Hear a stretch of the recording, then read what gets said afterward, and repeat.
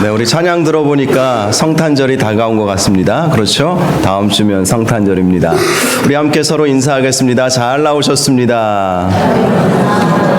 복된 성탄절 되십시오. 사랑하고 축복합니다.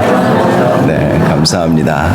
오늘은 사역 헌신주의를 맞이하여서 하나님의 은사와 부르심에는 후회하심이 없느니라라는 제목으로 함께 말씀의 은혜를 나누겠습니다.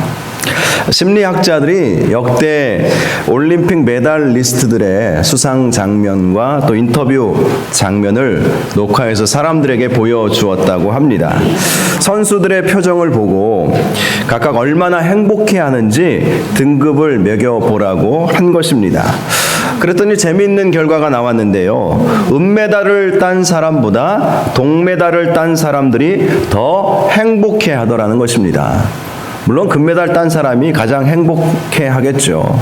그런데 은메달 딴 사람보다는 동메달을 딴 사람이 더 행복해하는 모습을 보게 된 것입니다. 이해가 되시겠습니까? 은메달을 딴 사람들은요, 조금만 더 노력했으면 금메달 딸 수 있었는데 하는 아쉬움이 그 얼굴에 가득한 거예요. 그래서 은메달을 받아들고 마냥 기뻐할 수 없었던 것이죠. 그런데 동메달 딴 사람은 하마터면 나는 메달도 못 딸 뻔했는데 동메달이라도 이게 웬 떡이냐 웬 거냐 하면서 기뻐가지고 그 얼굴에 그 기쁨이 가득했다는 그러한 이야기가 있습니다. 오늘 말씀 가운데 보시면 하나님의 은사와 부르심에는 후회가 없으시다 이런 말씀이 있죠. 하나님께서는 우리에게 은사들을 허락해 주셨고 또 하나님의 자녀로 불러주셨습니다. 그 은사와 부르심에 하나님의 후회는 결코 없으시다는 거예요. 은메달을 딴 사람이 뭔가 아쉬워가지고 조금만 더 노력해 볼 걸. 참 그때 운이 좀 더 따라주었어야 되는데 이런 후회나 아쉬움이 우리 하나님에게는 전혀 없다는 거예요. 저와 여러분 세상적으로 특별히 내세울 것 없다 할지라도 하나님께서 은사 주시고 하나님의 자녀로 불러주신 것은 하나님의 놀라운 기쁨이 있음을 믿으시기를 주님의 이름으로 축복합니다. 별로 믿기지 않으신가 봐요. 저는 이 은사와 부르심에 하나님의 후회하심이 없다는 이 말씀이 얼마나 은혜가 됐는지 몰라요. 그래서 지난주 당회 때도 이 말씀 장로님들하고 함께 나누었습니다. 장로님으로 부르신 것, 또 담임 목사로 부르신 것, 이거 하나님의 후회하심이 아니라는 거예요. 은메달 딴 사람이 좀 더 노력해 볼 걸 뭐 이런 마음처럼 다른 사람에게 내가 구원을 줄 걸, 다른 사람에게 이 은사를 줄 걸, 이 사람에게는 다른 은사를 줄 걸.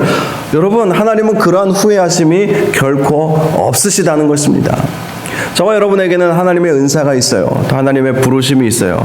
거기에는 하나님의 후회하심이 없고 하나님의 기쁨만이 있음을 믿으시기를 주님의 이름으로 축복합니다. 오늘은 은사와 부르심, 이 사역 헌신주의를 맞이해서 은사와 부르심에 대해서 함께 말씀을 나누려고 하는데요. 먼저 말씀 전개상 부르심에 대해서 함께 먼저 생각을 해보도록 하겠습니다. 하나님의 부르심은 제가 전에도 말씀드렸듯이 세 가지 부르심이 있습니다. 전에도 말씀 그대로 아마 드렸던 것으로 기억을 하는데요. 항상 반복적으로 여러분 잘 기억해 주시면 좋을 것 같아요. 첫 번째 부르심은 구원으로의 부르심입니다. 구원 베풀어 주시기 위해서 하나님께서 저와 여러분을 부르신 것이죠. 로마서 8장 10절 말씀, 우리가 전에 함께 나누었던 말씀 아닙니까? 또 미리 정하신 그들을 또한 부르시고 부르신 그들을 또한 의롭다 하시고 의롭다 하신 그들을 또한 영화롭게 하셨느니라. 하나님께서 미리 저와 여러분을 정하셨대요. 이것을 예정이라고 부르죠. 하나님의 예정은 태초 전부터 있었습니다. 이 세상을 창조하시기 전부터 하나님께서 저와 여러분을 콕 집으셔서 구원 주시기로 정하셨다는 거예요. 작정하셨다는 것입니다. 그런데 작정만 해가지고 되는 일이 아니잖아요. 부르신 거예요. 구원을 주시기 위해서. 사실 우리가 해야 할 일은 이 부르심에 응답하는 것이죠.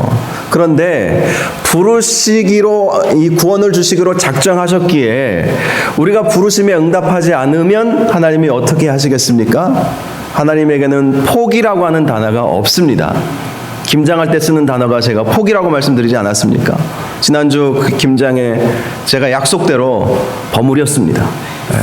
자, 양념을 이렇게 버무렸어요. 더 많이 하고 싶었는데 배추가 딱 떨어졌네요. 그래서 몇 포기 못했습니다. 여러분, 포기라고 하는 말은 하나님에게는 없는 단어예요. 하나님은 후회가 없으세요. 포기하지 않으세요. 그래서 하나님이 우리를 구원 주시기로 작정하셨다면 들들들 볶으셔서라도 구원 주십니다. 여러분, 하나님께서 부르시면 볶이지 마시고 아멘 하면서 순종하시기 바랍니다. 주님이 부르셨으면 복 주시기 위해서 부르신 것 아니겠어요? 하나님의 놀라운 은혜와 축복이 부르신 저와 여러분들, 또 그 부르심에 응답한 저와 여러분들에게 있게 될 줄 믿으시기 바랍니다. 바로 그들을 의롭게 하시고 영화롭게 하셨다. 로마서 8장 10절에 말씀하고 있습니다. 다음으로의 부르심은 교회로의 부르심이죠. 자, 구원만 받았다고 다 끝나면 어떻게 하겠습니까? 선교사님들이 선교지에서 복음을 전하고 와요. 또 많은 선교단체들이 단기선교, 또 교회들이 단기선교팀을 꾸려서 복음을 전하고 온단 말입니다. 그런데 그 지역에 교회가 없으면 어떻게 하겠어요? 어떻게 신앙생활 유지합니까? 교회가 있어야 되는 거예요. 그래서 선교라고 하는 것은 항상 교회를 세우는 일이 가장 주된 목표가 되어야 하는 것이죠. 물론 당장 교회부터 세울 수는 없겠지만 교회를 세워야 복음 전한 사람, 예수 믿게 된 사람, 부르심에 응답한 사람들이 교회에 가서 신앙생활하고 또 믿음도 자라가고 훈련도 받으면서 믿음이 성장해 나가고 시험거리가 와도 이겨내고 악한 마귀가 우리를 집어삼키려고 해도 담대히 싸워서 이길 수 있지 않겠습니까? 그래서 교회가 필요한 거예요. 그래서 하나님은 각자 나름대로 각자에게 교회로, 각자 섬길 교회로 하나님께서 부르신 것입니다. 저와 여러분이 하나님의 부르심으로 인해서 우리 서부중앙교회 이 자리에 앉아 계시고 예배자로 쓰임을 받고 또 직분자로 쓰임받고 있다는 사실을 믿으시기 바랍니다. 교회는요, 하나님의 비밀이었어요. 원래 교회라고 하는 곳은 본래는 예수님 이후에, 예수님이 승천하신 이후에 만들어진 것입니다. 그 전에 교회가 없었어요. 그냥 이스라엘 신앙 백성 공동체, 한 민족 단위로 하나님을 섬겼죠. 교회라고는 없었습니다. 그런데 이 신비로운, 이 비밀스러운 일을, 사단도 잘 몰랐던 이 일을 하나님께서 급격하게 만드신 거예요. 오순절날 성령 강림 120명이 기도하는 그 자리, 마가의 다락방에 모여있는 예수님의 120명의 제자들에게 성령이 임하심으로 교회가 시작이 된 것입니다. 바로 그 교회가 예루살렘 교회죠. 사단이 허를 찔린 것이죠. 여러분, 사단은요, 이런 계획을 세웠어요. 예수님을 십자가에 못 박혀 죽이기만 하면 자기가 다 이길 줄 알았어요. 물론 예수님이 부활하셔서 승천하셨어도 예수님이 이 자리에 안 계시니까, 이 세상에 이제는 안 계시니까 자기가 마음대로 세상을 좌지우지할 줄 알았어요. 그런데 그렇게 되지 못했죠. 왜 그랬습니까? 교회가 세워졌거든요. 교회는 보이는 예수님입니다. 우리 눈에 예수님이 보이지 않지만 교회는요, 예수님의 몸이라고 성경은 말씀하고 있어요. 보이는 예수님이 바로 교회라는 거예요. 여러분, 예수 안에 머문다는 것을 어떻게 생각하십니까? 예수 안에 머문다는 것은요, 몸 대신 교회 안에 머무는 것입니다. 그래서 하나님께서 각자 섬길 교회로 부르시는 거예요. 여러분, 이 교회 저 교회에 많이들 옮겨 다니시는 분들이 전에 섬겼던 교회 보니까 많이 계시더라고요. 여러분, 무슨 특별한 이유가 있어서 또 아니면 어떤 다른 사명이 있어서 교회를 옮기시는 것은 얼마든지 좋습니다. 뭐 멀리 이사를 가신다든지, 또 어떤 분은 교회를 개척하는데 어떤 목사님이 도와달라고 해서 그 교회를 개척하기 위해서 내가 같이 동참하는 것, 저는 그거 개인적으로 좋다고 봅니다.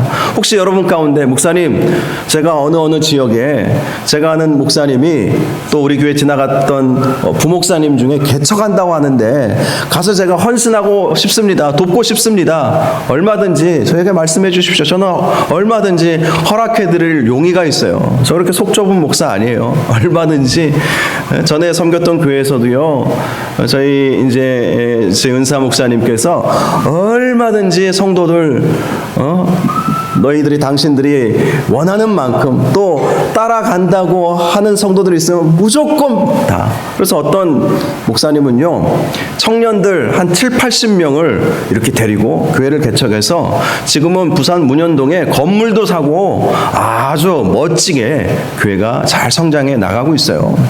얼마든지 사명을 위해서 새로운 교회로 나아가는 것은 얼마든지 좋은 일입니다. 그러나 하나님께서 또 특별히 택하신 교회에 부르시고 그 교회를 중심으로 신앙생활하게 하신 그런 이유가 있다는 사실을 꼭 기억하시고, 교회로 부르신 하나님의 부르심에 따라서 특별히 저와 여러분이 주님께서 부르신 이 서부중앙교회에 더욱더 충성하시고 열심히 봉사하시는 은혜가 있기를 주님의 이름으로 축복합니다. 자, 세 번째 부르심은 사명으로의 부르심이라고 할 수가 있어요. 사명으로의 부르심. 이 사명으로의 부르심이 이 은사로의 부르심하고 연결되어 있습니다. 은사. 자, 사명을 감당하기 위해서 하나님께서는 모든 성도들에게 한두 가지 이상의 은사를 주셨다는 거예요. 달란트 비유, 은사 비유에 있어서 많이 쓰이는 말씀 아닙니까? 어떤 사람에게는 1달란트, 어떤 사람에게는 2달란트, 어떤 사람에게는 5달란트를 주셨어요. 주지 않은 사람은 없습니다. 그런데 1달란트 받은 사람은 이게 뭐 별건가 하면서 땅에 묻어버리지 않았습니까? 그리고 나서 책망받지 않았습니까? 그리고 2달란트, 5달란트 받은 사람은 그것을 가지고 열심히 돈을 벌었죠. 열심히 장사를 해서 2배씩 남기게 되었기 때문에 하나님께서 그들을 칭찬하셨다라는 말씀을 우리는 잘 알고 있습니다. 모든 사람에게는 작더라도 어떤 성도에게는 큰 은사들을 주셨을 거예요. 은사가 없는 성도는 아무도 없습니다. 그래서 이 은사와 부르심은 함께 연결이 되어 있는 거예요. 부르신 이유는 하나님께서 사명 주셔서 하나님 영광 위하여, 하나님의 복음을 위하여, 교회의 확장을 위하여 하나님께서 부르시고 사명도 함께 주셨다는 거예요. 그래서 그 일을 하기 위해서 은사도 주셨다라는 것입니다. 여러분, 은사를 땅에 묻어두지 마시기를 바랍니다. 하나님은 다 주셨어요. 어떤 은사가 나에게 있는지 없는지 모를 뿐이지. 그래서 중요한 것은 은사가 무엇인지 발견하는 것이 참 중요합니다. 내 은사가 무엇일까? 하나님이 후회하지 않으실 정도로 나에게 부어주신 은사가 무엇일까? 나에게 주신 은사가 무엇일까? 이것을 알고 그 은사에 따라서 하나하나 순종해 나가고 사명을 감당할 때에 여러분을 통해서 놀라운 역사가 이루어지게 되는 것입니다. 여러분, 은사는 선물입니다. 선물. 그래서 영어로 gift라고 하는 단어를 쓰죠. 선물이라고 하는 gift라고 하는 단어를, 은사에 해당하는 단어도 gift라고 하는 단어를 씁니다. 여러분, 은사는 하나님이 주신 선물이에요. 하나님이 주신 선물을 하나님을 기쁘시게 해드리는데 귀하게 사용하시기를 주님의 이름으로 축복합니다. 자, 보통 이 은사를 생각할 때 우리가 성령의 은사만을 생각하기가 쉬운데요. 성령의 은사만 있는 것이 아닙니다. 제가 미국에서 공부할 때 로버트 클린턴 박사님에게서 많은 가르침을 받았거든요. 이분이 은사론의 대가시고 리더십의 대가이세요. 이분이 아주 정확하게 잘 구분을 하시고 잘 이렇게 정리를 해 놓으신 은사에 대한 이야기가 있습니다. 그 내용이 있는데 잠시 여러분들에게 소개를 좀 해드리려고 합니다. 클린턴 박사님은 이 은사를 3가지로 구분을 했어요. 첫 번째 은사는 타고난 재능. 타고난 재능이 은사라는 것입니다. 이 타고난 재능은요, 사람이 태어날 때 주어져서 무엇인가를 이룰 수 있게 하는 능력, 기술, 재주 또는 소질, 이렇게 정의할 수가 있습니다. 자막을 한 번 더 보십시오. 타고난 재능, 사람이 태어날 때 주어져서 무엇인가 이룰 수 있게 하는 능력, 기술, 재주 또는 소질이 바로 하나님이 주신 은사라는 거예요. 은사. 예를 들어서요, 예술적 재능이 있으신 분들이 있습니다. 그림을 잘 그린다든지, 춤을 잘 추신다든지, 조각 작품을 잘 만든다든지, 설계 도면을 잘 그리는 사람들이 있죠. 또 연기력에 아주 탁월한 이 소질을 가지고 있는 사람이 있습니다. 어떤 사람은 암기력에 아주 탁월한 재능을 가지신 분이 있어요. 암기력. 저는 100번 봐야 외워지고 그것도 한두 시간 지나면 잊어버리기 쉬운데, 어떤 분들은요 정말 한 번만 보면 이 카메라가 딱 찍히는 것처럼 머릿속에 잔상이 딱 남는데요. 제가 미국에서 공부할 때 어떤 분이 그러시더라고요. 그래서 그분은 책을 이렇게 쭉 보면 그게 잔상이 다 남아가지고 그냥 머릿속에 기억이 된다는 거예요. 그러니까 이해하지 못해도 100점 맞아요. 항상 뭔 말인지는 몰라요. 그러나 머릿속에 다 있기 때문에, 다 책의 내용이 그대로 담겨져 있기 때문에 그냥 그대로 써서 내니까 다 100점 맞으시더라고요. 얼마나 부럽든지. 이게 은사죠. 타고난 거예요. 타고난 거. 또 어떤 분들은요, 타고난 좋은 목소리를 가지고 계신 분들이 계시죠. 악기 연주를 타고나게 잘하는 사람들이 있어요. 청음, 그렇죠. 음악적 감각이, 이 감각이 아주 뛰어난 사람들이 있죠. 또 나아가서 이 성품에 있어서도 타고난 성품을 가진 사람들이 있습니다. 남들보다 더 성취지향적인 그런 마음을 가진 분들이 있어요. 지지 않으면 잠을 못 주무시는 분들, 무조건 이겨야 돼요. 게임할 때도, 윷놀이 할 때도 그분들이 가끔씩 드러나더라고요. 아이고 좀 져주면 어때요? 말 잘못 쓰면 완전히 막 잡아먹을 것처럼 막 이겨야 되니까. 참고로 우리 마지막 주일 전교인 척사 대회가 있습니다. 성품 드러나지 않도록.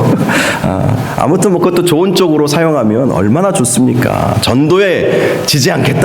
할렐루야. 성경 읽기에 지지 않겠다. 이런 마음을 가지시면 너무 좋을 것 같아요. 이 성취지향적인 이 성품을 가지신 분들은 정말 성취해야 될 것에 목숨 거시기 바랍니다. 좀 양보해야 될 것은 양보하세요. 그게 은혜로운 삶이라는 사실을 기억하시기를 바랍니다. 또 책임감, 성실함, 이 부분에 있어서는 정말 탁월하신 분이 있어요. 몸이 부서져라 아파도 내가 맡은 일은 하는 거예요. 이번 김장할 때도 어떤 집사님 보니까 너무 아파 힘들어 죽겠는데도 본인이 하셔야 될 일이라고 믿고 열심히 감당하시더라고요. 얼마나 감사한지 몰라요. 이런 분들이 있으니까 교회가 교회 되는 것이고 해야 될 일들이 되어지는 것이지 않겠습니까? 이 타고난 재능들, 이런 재능들이 바로 하나님이 주신 은사라는 것입니다. 이 재능들을 잘 활용을 하시면 좋겠어요. 두 번째 은사는요, 습득된 기술이 은사라고 이야기를 했어요. 이 클린턴 박사님은 이 습득된 기술에 대해서 무엇인가를 성취하기 위하여 배워서 취득한 능력, 기술 또는 소질이라고 정의를 했습니다. 예술적인 기술들 있죠. 연기, 음악 이런 것들 배워야 되잖아요. 교육받아야 되잖아요. 피아노 치시는 분들은 레슨을 받아야 되잖아요. 아주 타고난 태어나면서부터 가지고 있었던 어떤 능력을 가지고 계시는 분들이 계시겠죠. 이런 분들은 작곡 많이 하겠죠. 근데 어떤 기술적인 면들에 있어서는 또 레슨도 받고 훈련도 받아야 되지 않겠습니까? 근데 중요한 것은 레슨 받고 훈련 받았을 때 되는 사람이 있고 안 되는 사람이 있더라는 거예요. 제가 한 10년 전인가요? 한 7, 8년 전에 수영을 배웠어요. 수영을. 저는 수영 잘 못하거든요. 그래서 이제 자유형부터 수영을 시작하지 않습니까? 뱃살을 좀 빼보겠다고 몇 달 다녔어요. 수영을 하는데 자유형 하는 좀 되더라고요. 그 다음에 이제 평영을 하잖아요. 평영. 개구리 수영. 평영을 하잖아요. 그리고 뭐 배영도 하고 거기까지는 잘 되더라고요. 근데 접영을 하는데 이게 안 되는 거예요. 나비가 이 버터플라이로 뭐 날아가야 되는데 몸이 불어나서 그런지 뭐 몸이 뼈가 굳어서 그런지 이게 안 되는 거예요. 그래서 수영을 그만두었습니다. 배워서 되는 게 있고 안 되는 게 있더라고요. 배워서 잘 되면 그것은 하나님께서 주신 은사예요. 타고난 재능이 없어도 배워서 할 수만 있다면, 훈련받아서 할 수만 있다면 그것은 하나님께서 주시는 은사라는 것입니다. 그래서 우리가 훈련을 또 많이 받을 필요가 있는 것이죠. 교육받을 필요가 있는 거예요. 이런 은사들 배워서 알게 된 것, 또 익히게 된 것, 훈련받아서 내 것이 된 것들, 이것은 하나님이 주신 은사이기 때문에 내 것이 된 것이지 은사가 아니라면 결코 내 것이 될 수가 없는 것들이었습니다. 처음부터 뭐 타고난 재능을 가진 사람이 얼마나 있겠습니까? 천재적인 재능을 가진 사람들은 별로 없어요. 다 훈련 받고 교육받고 열심히 연습해서 그래서 내 것으로 만드는 것이죠. 그것이 또 하나님께서 주신 은사라는 거예요. 여러분, 그런 은사들이 분명히 있을 거예요. 그런 은사들을 사역의 현장에 사용하셔야 되는 거예요. 사역의 현장에 하나님을 위해서 음악을 좋아하시는 분들, 세상 음악에 취해서 뭐 딴따라 이런 노래만 부르지 마시고 하나님을 찬양하는데 그러한 은사들을 마음껏 활용하실 수 있기를 바랍니다. 자, 이제 세 번째, 성령의 은사가 있습니다. 이 은사가 우리가 보통 말하는 은사이죠. 성령의 은사. 성경에 보니까 이 성령의 은사들이 참 많이 등장하고 있습니다. 이 성령의 은사는 성령께서 그분의 사역을 위해 각 사람에게 주신 특별한 능력, 성령님께서 부어주신 능력들이 있다는 것입니다. 이 성령의 은사에 대해서 신약 성경에 7개의 성경 구절들이 있어요. 이 구절들을 보면 총 19개의 은사들이 나옵니다. 19개의 은사. 그것이 무엇인지 한번 이 시간 좀 생각해 보면서 나는 어떤 은사들을 가지고 있을까? 자, 중요한 것은 은사라고 하는 것은 하나만 있는 것이 아니라 2개, 3개, 어떤 분은 4개, 5개의 은사가 있을 수 있어요.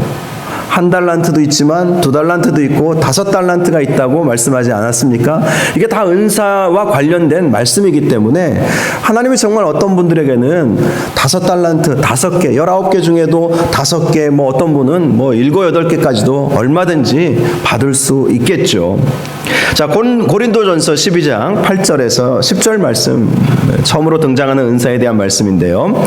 어떤 사람에게는 성령으로 말미암아 지혜의 말씀을, 어떤 사람에게는 같은 성령을 따라 지식의 말씀을, 어떤 사람에게는 같은 성령을 따라 믿음을, 어떤 사람에게는 한 성령으로 병 고치는 은사를, 어떤 사람에게는 능력 행함을, 어떤 사람에게는 예언함을, 어떤 사람에게는 영들 분별함을, 다른 사람에게는 각종 방언 말함을, 어떤 사람에게는 방언들 통역함을 주시나니. 자, 성령께서 주시나니라고 말씀합니다. 이 말씀 보면 9가지 은사 목록이 나옵니다. 첫 번째, 지혜의 말씀. 지혜의 말씀. 하나님의 지혜의 말씀들을 주십니다. 지혜의 말씀. 말씀을 보면 막 지혜가 임하는 거예요. 또 하나님이 하늘로부터 내려오는 지혜를 주셔서 우리의 말 자체가 막 지혜로운 말들이 나오는 거예요. 이런 은사가 있으면 얼마나 좋겠습니까? 2번째, 지식의 말씀. 지식, 배우지 않아도 하나님께서 주시는 지식들이 있어요. 하늘의 지식이죠. 우주 만물을 깨우치는 지식이 있어요. 그런 지식을 받는 사람들이 있습니다. 이런 지식의 말씀을 가지고 있는 분들은 정말 이 세상을 정말 더 풍성한 지식의 세계로 안내해 줄 수 있지 않을까 싶습니다. 그 다음 믿음, 탁월한 믿음을 가지신 분들이 있어요. 믿음도 은사입니다. 물론 모든 성도들이 믿음을 가지고 있어야 되겠지만, 제가 아는 어떤 목사님은 자기는 어떤 일에 대해서 의심이 하나도 안 든대요. 전 처음 봤어요. 아, 그래서 저분은 참 신실하게 목회하시구나, 이런 마음을 가졌어요. 믿음의 은사가, 아니 보통 우리가 생각할 때 약간 의심도 좀 해보지 않습니까? 왜 저만 그런 것처럼 쳐다보세요? 약간씩 좀 뭐 의심도 하고, 이럴까? 과연 맞을까? 뭐 이런 생각들을 하는데, 믿음의 은사가 있으신 분들은 딱 그냥 덮어놓고 믿어버리는 거예요. 그냥 믿겨지는 거예요. 의심이라고 하는 단어는 이분들에게는 없어요. 그냥 믿어지는데 어떡하겠습니까? 왜 믿냐고 막 멱살 잡을 수 있는 것도 아니잖아요. 자기는 믿어진다는데, 이게 확실하게 믿어진다는데 어떡하겠습니까? 근데 이런 믿음의 은사를 가지신 분들을 통해서 하나님은 역사를 이루시더라고요. 기적을 이루시더라고요. 저와 여러분이 이 믿음의 은사가 더 많아지시기를 주님의 이름으로 축복합니다. 자, 그 다음에 병고침, 신유의 은사가 있는 분들이 있어요. 그런 분들은 정말 붙잡고 기도하면 질병이 떠나가고, 정말 하나님의 은혜로 병들이 다 낫게 되는 그러한 은사들이 있죠. 그 다음에 예언, 능력 행함, 기적이 일어나는 거예요. 모세가 오늘 이제 오후에도 말씀 나누겠지만 모세가 막 여러 가지 기적을 일으켰듯이 이런 능력 행함에 기적을 일으키는 은사를 가지신 분들이 있어요. 많지는 않습니다. 그러나 어떤 사역자들 보면 정말 기적이 일어나는 경우들 많이 보게 되죠. 그 다음 예언이라고 하는 것은 하나님의 말씀을 분별하여서 그 말씀을 선포하고 정말 그 말씀을 증거하는 그러한 말씀을 받고 말씀을 선포하는 게 예언이거든요. 이러한 예언의 은사, 영분별, 이게 참영인지 성령인지 악령인지 구분할 수 있는 은사. 그 다음 각종 방언 말하는 것, 또 그 방언을 통역하는 것, 이것들이 은사입니다. 이렇게 9가지가 있고요. 또 고린도전서 12장 28절 말씀 보면 하나님의 교회 중 몇을 세우셨으니 첫째는 사도요, 둘째는 선지자요, 셋째는 교사요, 그 다음은 능력을 행하는 자요, 그 다음은 병 고치는 은사와 서로 돕는 것과 다스리는 것과 각종 방언을 말하는 것이라. 자, 이 말씀 가운데 보면 앞에 나왔던 말씀과 겹치는 은사들을 빼고 나머지 4개의 은사가 더 있음을 알 수가 있습니다. 바로 10번째 사도의 은사. 그렇죠.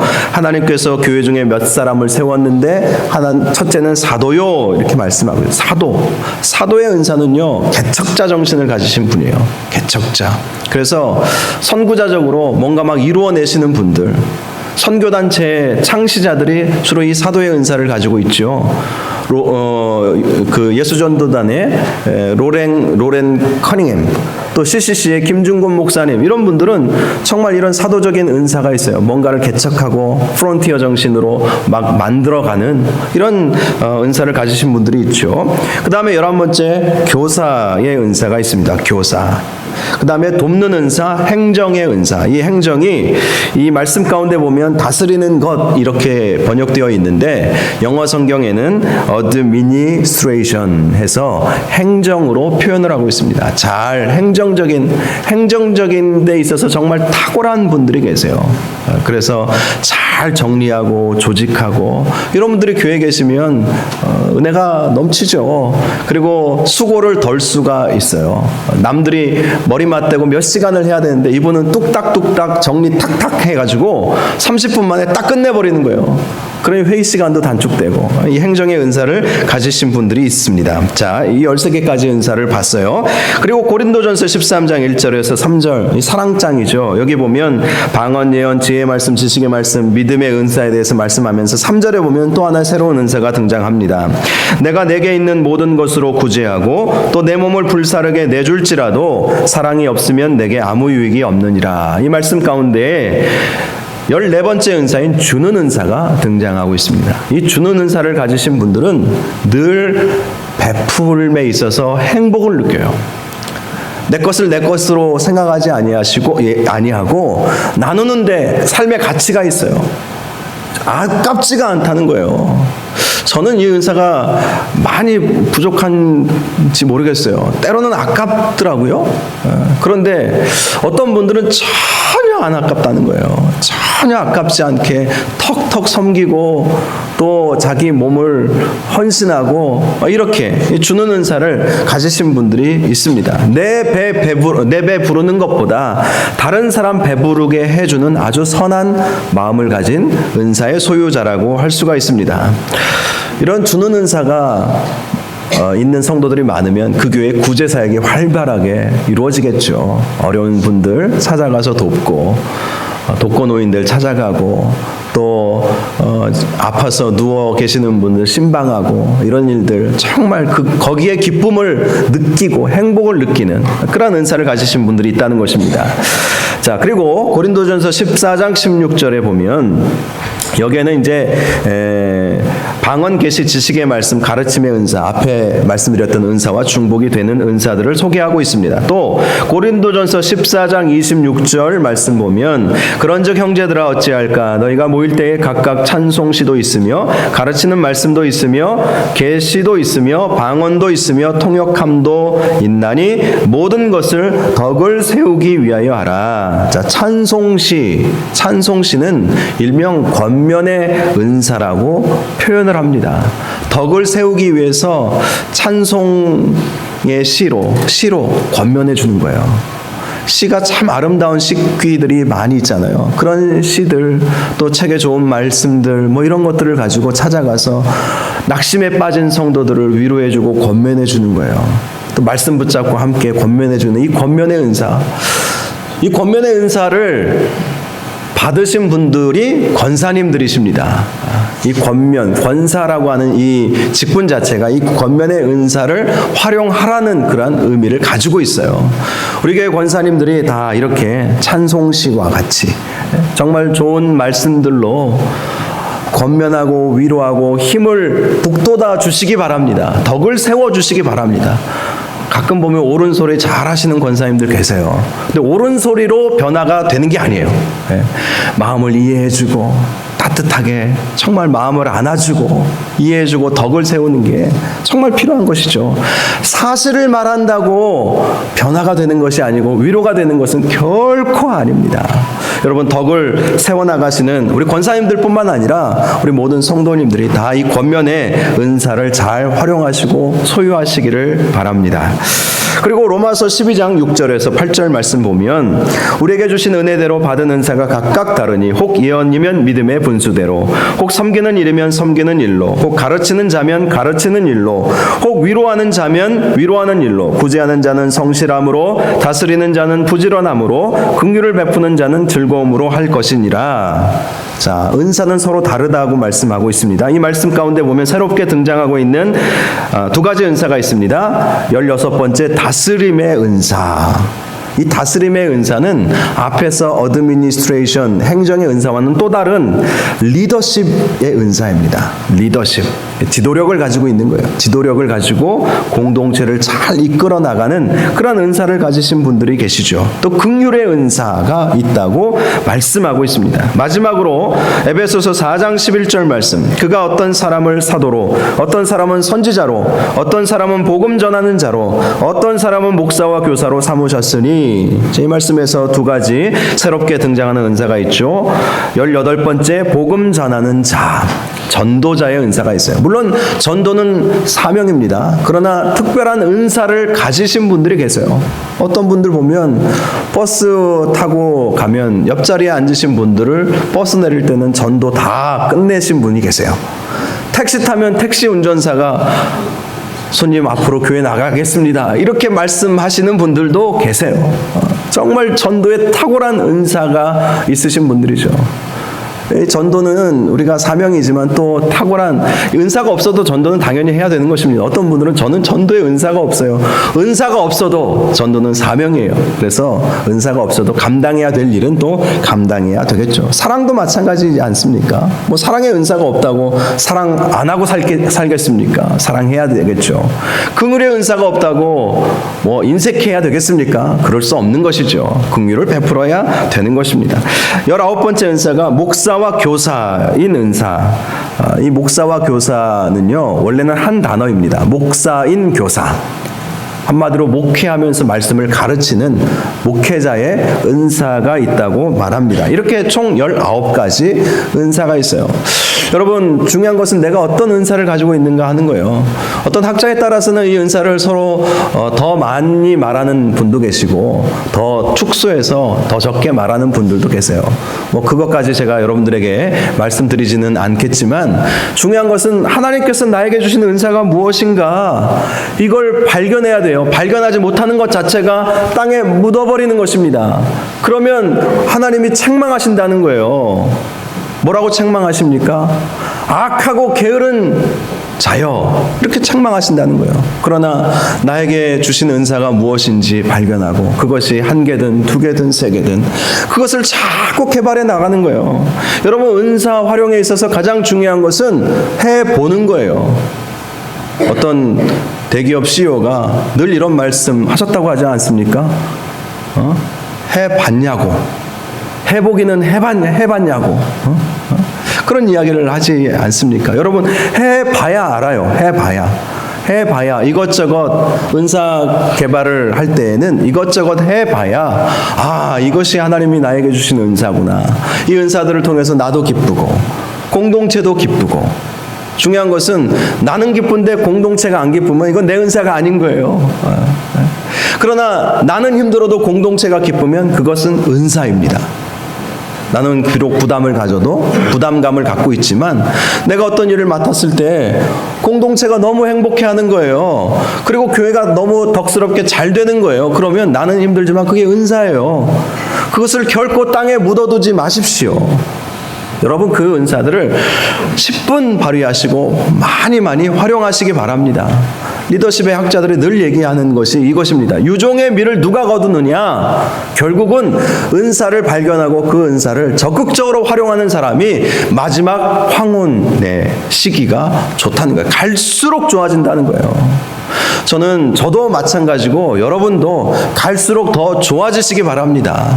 하나님 보시기에도 좋아지시고 다른 성도들이 보기에도 저 집사님 보니까 갈수록 좋아지는구나, 저 권사님 보니까 갈수록 좋아지는구나.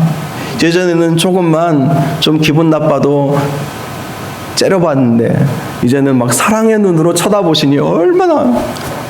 여러분들이 그런 분이 계셔서 드린 말씀은 아닙니다. 오해하지 마십시오. 갈수록 좋아지시는구나. 갈수록 얼굴도 밝아지시고 갈수록 은혜가 넘치시고. 여러분, 거기에 비결이 어디에 있는지 아십니까? 은사를 잘 활용할 때에 갈수록 내 은사가 무엇인지 알고 은사를 활용하면서 내 마음이 기쁘고 평안함이 오고 감사가 넘치는 거예요.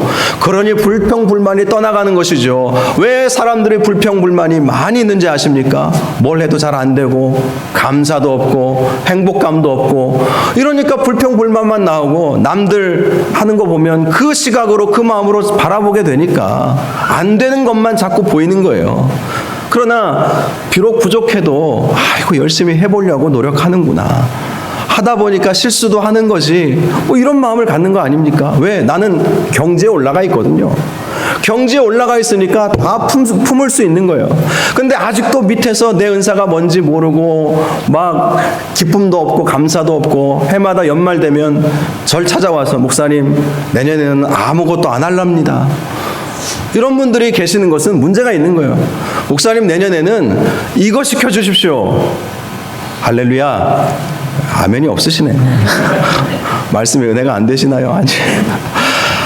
목사님 내년에는 이 일을 하고 싶습니다. 그래서 지금 다른 일은 좀 다른 분이 하셨으면 좋겠어요. 이러면 제가 얼마든지 누구든지 이해할 수 있지 않겠습니까? 제 은사를 생각해 보니까 저는 이 일에 너무 맞는 것 같고요, 이 일을 해보니까 너무 기뻐요. 그래서 목사님 이 일을 해보면 좋겠습니다. 이것은 얼마든지 하나님도 좋고 저도 기쁘고 공동체도 즐거운 일입니다. 그런데 아무것도 안 할랍니다, 이제 이렇게 나오시는 분들은 아직까지 제가 4년 5년 목회하면서 한 분도 없었지만 전에 교회에 있었어요. 그리고 다른 교회도 있고요. 제가 모르지만 여러분 가운데 있었던 분들이 분명히 있었을지도 모르죠. 제가 알겠습니까? 다 그러더라고요. 그래서 뭔가 좀 연말 되면 저 따로 보자고 하시는 분들이 제일 무서워요, 저는. 뭔 얘기를 하시려고. 근데 만나면 주로 목사님 내년에는 저 이것도 안 하고 저것도 안 하고 저것도 안 하고 천국은 가시고 싶으세요? 그렇게 하면 안 되고요. 저를 만나서 하셔야 될 말씀은 목사님 내년에는 이거 해보고 싶습니다. 이거 해보고 싶습니다. 제 은사가 이건 것 같아요. 제가 쭉 보니까 이 은사, 이 사역이 저에게 너무 맞는 것 같아요.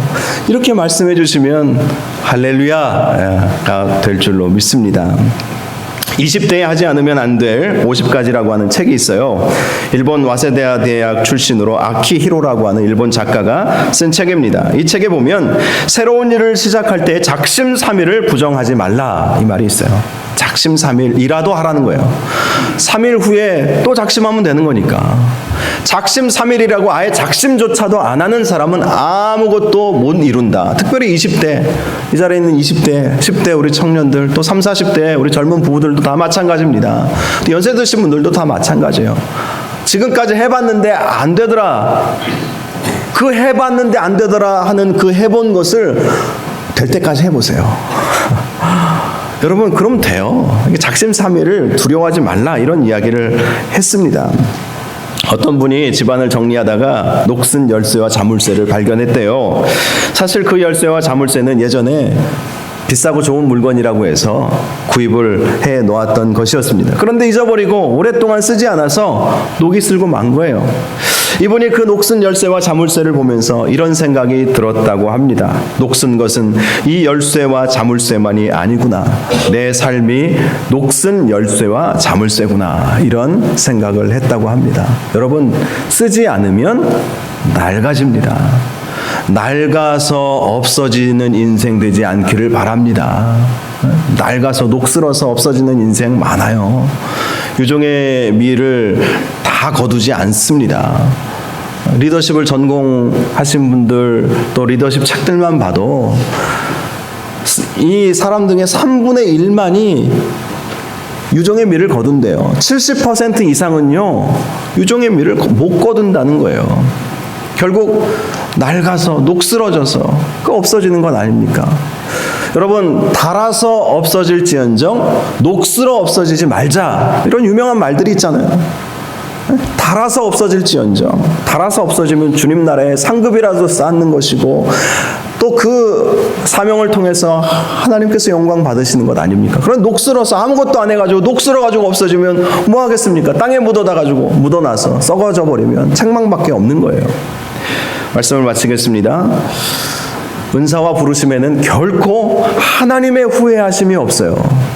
하나님께서 저와 여러분을 부르신 것 기뻐하시는 일이시고 또 은사들을 주시는 것은 하나님께서 후회하심이 없이 각자 맞게 주신 거예요. 중요한 것은 그 은사들을 우리가 하나님을 위해서 쓰셔야 한다는 것입니다. 사역헌신주일로 내년에 사역을 준비하기 위해서 함께 말씀 나누고 우리가 기도하는 시간을 갖는 시간이지 않습니까? 하나님이 어디로 부르셨는지, 어떤 사명으로 부르셨는지, 어떤 은사들을 주셨는지 여러분 깊이 생각해 보시고 녹슬어 없어지는 인생이 아니라 차라리 달아서 없어지는 인생, 그래서 하늘에 더 많은 상급을 쌓으시는 복된 저와 여러분들 다 되시기를 주님의 이름으로 축원합니다. 이 시간 우리 함께 찬양하기를 원합니다. 나 주님의 기쁨 되기 원하네. 이 찬양 우리가 함께 같이 부르도록 하겠습니다.